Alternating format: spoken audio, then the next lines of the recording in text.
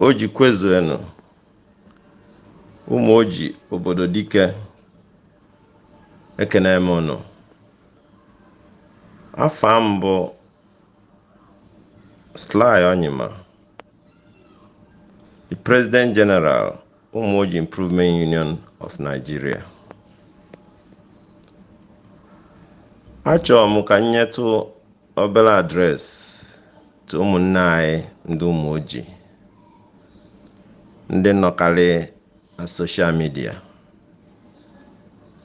and of course ndị nọkwa na different places na Nigeria ma n'obodo oyibo nara enwe opportunity abịa meeting Umuoji, mana ife Umuoji na-anụfa n'ọkụ n'obi fa na-akparịta nkata maka gbasara ya, maka na onye ọbụla ya like ka be nne ya dị mma. So wee bụrụ na nchọpụta na onwe issue na-apụtakarị bụ ya bute ife ndị ọzọ enwe ike isi na-enwe ife gbagwoju anya na Umuoji. Wee sị ka mmeke na address these issues. Amakwa na address in here may be misconstrued by ndị na-achọrọ ịnụrụ nke bụ eziokwu. And I won't blame anybody because na social media bụ a free place.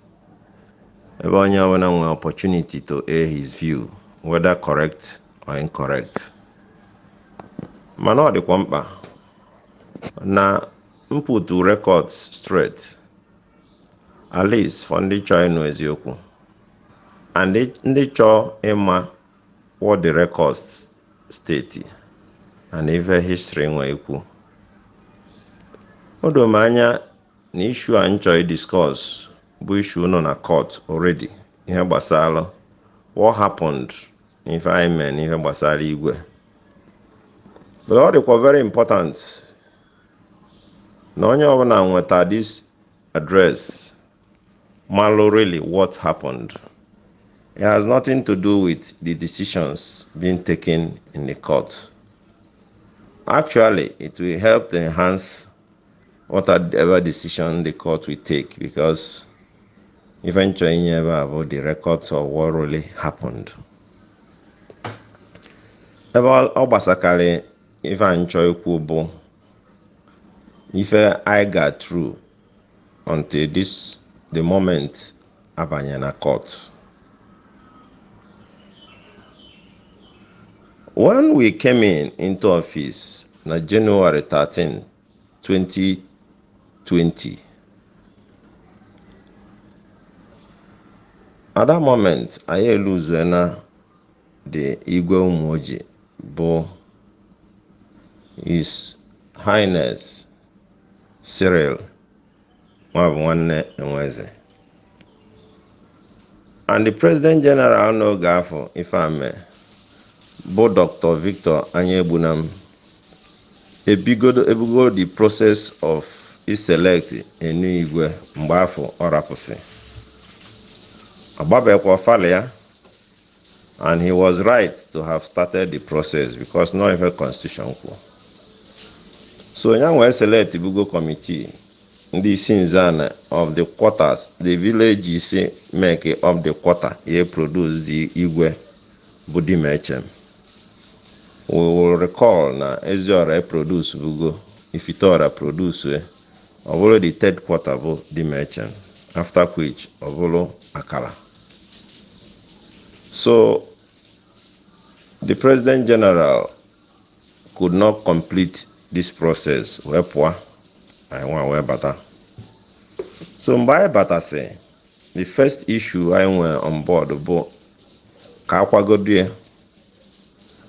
Unfortunately, Kata Imagabaze, COVID-19 pandemic bido, Okwaroka Akwa Igwe Kaisiwe plan. It was delayed until April 10th, 2021.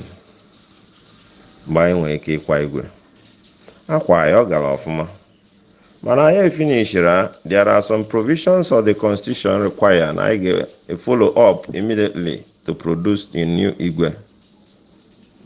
One of them bụ ebe ọ sị na within 28 days na ga-enwe igwe ọfụ after akwachala dị nke ochie. Na ebe ọzọ ọ sịkwa na ọ ga install ya within 1 calendar year. Though onwe certain breaches already enwebego like the time o take iji wee kwea. These were issues pụta mmadụ na nwere control over.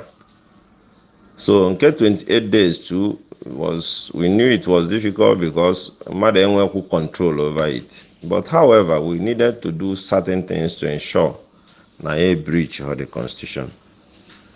So we took off. We had to form a committee, a bloated committee at that, because now we have to get everybody Bonye Dimechem involved. So we choose from the 8 villages of Dimechem. And then we have to use the Isinzane, born there weputable before Ogenke Victor as the chairman of the committee. Fabidolo. COVID-19 that committee bidolo. Follow no. The first thing they did was to search for the person Igwe. Even though now before then, a lot of people are searching going formally, including myself. We are begging everybody. In fact, everybody was being begged. The prominent men of the nature. A lot of people, so they had to conduct a search. And in that search, Indian interest now came up. And when they brought their reports, 3 of them were involved. Bonding interest. In alphabetical orders, the first person was Chief Simeon Mobu, followed by Chief Kana Yokoye, and finally Chief Obion Wacho. So these were the 3 candidates in the Dimechem Wapita. As the constitution provided, we have to move in and then conduct the interview, yes, the screening to make sure how they qualified. Because the constitution provided if a man get more Igwe Umuoji. So based on them, we have to screen them. All the Badona constitution with Ajuju based on if Ajuju based on the constitutional provisions. So all of them were true. In fact, 3 of them they got different marks, but overall, we're only fall short. Need the card drop over. So they were all qualified. So we had to get back to that committee because we wanted to make the committee smaller, but the people resisted. And then we had to allow the old committee to continue. They went on and began to prepare for election. Let me say it clear here now. At that moment, in 2021, there were serious security breaches in Anambra State. So everybody was mindful of it, including the committee. The committee got a report about how they were preparing the election, and in it, as in the election on the 8th, and then runoff on the 9th. And they submitted it to me. I have to go to Oka and then make the payments for these 2 days. Again, Lunoka, can the ministry say that I should submit our constitution, not based on our constitution? I submitted the constitution. After they read it and called me back in 2 days, they advised me. Now, upon Antinye election, the main election on the 8th, on 9th, runoff. How do I know? Now, the first election I'm produce Igwe. Because now our constitution says that you have to arrange, they use that word, you have to arrange for the runoff election after the first election. So Nanje kwa for the 2 days. If I mean when I'm the sure no ga work na the first election. And so how do I know? And would I have arranged for the second election with just some few hours after the first election? And also that I should know that the security situation require and I may go do for the true. So I have to agree with them and paid for 1 day. And then came back. Again, Nata, the committee called me. See, Madam Mokwamo, Nafa Nosigo. We agree, maybe if I name when a hall urumbu. That they agreed, no kakomane 1 day election, even. Now, even if you're in Anambra State, no, I job only a melo madaro. Yes, I was also thinking along the same line, but now they were hindered by what the Constitution said. If at all, now I get made this thing, called 1 day election. That now I got to the CEC, if I may approve, and then it will be ratified by the Special Assembly. And these two things in Governor will take good 2 months before India. And the shortest cut based on the advice you could knock about security situation, we just could knock I approve 1 day election. I say okay, no Maka, so let me go and find out if it is possible. At the next meeting, they called the 3 candidates and told them about this 1 day election. I was not there, but the letter gave me a report of what the candidates said. They told me that Chief Kana Ayokoye agreed with that submission. Obianwachu agreed with that submission. And then Chikwadaku said no to that submission. I came to their next meeting these 3 gentlemen, and then I asked them directly. They confirmed what the committee told me. Chikwadaku emphatically said that we should follow this constitution. And nobody follow.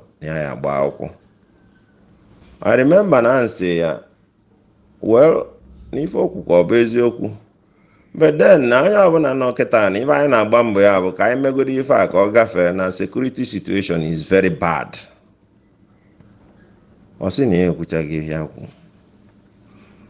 Nevertheless, I went to Oka and continued to fight. Kama my ahapola over 1 day election. In fact, to tell you people the situation we found ourselves, the very day I acquired the election, HIMA election, May 8, 2021, we got a report today. Nande unknown government attack ya vigilante ndozobro babu mmade said there. And then chufuwe the PG. So ujo the onye obuna at that moment. So I got to Oka. The first place in call of why. I told her, say, we found the committee exam and na the solution. But I may 1 day election. Our sister Buvera Konko, both is special advisor to the governor. Wesimo Biko Yana Yam Murapia. Na say the no Umuoji. Amankuya may anything again on this matter. We should go and follow our constitution. Now, near Mary Fabona, Aporia Sieva, Nika Wuguya. No brokono saiki anache. I run our affairs. I left. I went to see the commissioner. One of the commissioner may travel to America. So I met with the special advisor on local government, both our former president of Asatu. Now we're saying, well, now if that is our desire, now the only way to go about it when a commissioner will approve it. And so near Bambo, whatever I want to approve, fine. I want to approve. I left.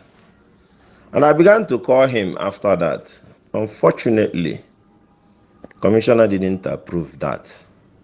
In fact, at the last point in Wetazeya, I said, never commissioner Kubuna, commissioner saying Anambra State government law says that the constitution of the town should be respected in matters like this. Therefore, now nobody will approve it for us. In fact, this report came some few hours before the election. So, on 8th of May, a May election. At the moment of the May election, based on the video na viral na onye say na ife ọkakwuru, he had no mandate of anybody to say ife ọkakwuru because Aka never told him anything. In fact, I took that report as a wrong report because there was no issue like that. We agreed to go to Oka, and Oka never approved it. So we made the first election. MSC had the first election. For the one, which was right.